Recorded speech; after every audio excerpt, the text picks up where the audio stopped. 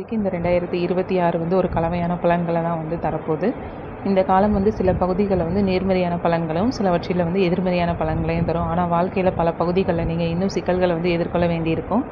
நீங்கள் வந்து கவனமாக இருக்கணும். அப்படி இல்லைன்னா வெற்றி பாதையில் முன்னேற கடினமாக உழைக்கணும். இது செய்கிறதன் மூலமான உங்கள் வாழ்க்கையில் வந்து சமநிலையை வந்து பராமரிக்க முடியும்.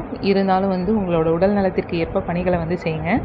அது மட்டும் இல்லாமல் நீங்கள் வந்து அதிக சுமையை சுமத்த வேண்டாம். இந்த வழியில் வந்து உங்களோட தொழில் மற்றும் ஆரோக்கியம் இரண்டுமே வந்து சமநிலையில் இருக்க போது நீங்கள் வந்து உங்களோட திறனை விட கடினமாக உழைச்சிங்க அப்படின்னா அதுக்கான எதிர்மறையான விளைவுகள் வந்து உங்கள் ஆரோக்கியத்தில் வந்து காணப்படும். 2026ஆம் ஆண்டு நிதி வாழ்க்கைக்கு ரொம்ப சாதகமாக இருக்க போகுது என்று கூறலாம்.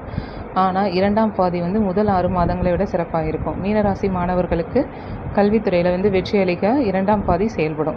காதல் மற்றும் திருமணம் தொடர்பான விஷயங்களை பற்றி பேசும்போது ஜூலை மற்றும் டிசம்பர் வரையிலான ஆண்டோட 2ஆம் பகுதி ரொம்பவுமே மங்களகரமானதாக இருக்க போது வீட்டிலையும் குடும்பத்திலையும் எச்சரிக்கையாக வந்து உறவுகளை பராமரிச்சிங்க அப்படின்னா குடும்ப உறுப்பினர்களோட உறவு வந்து இனிமையாக இருக்கும்.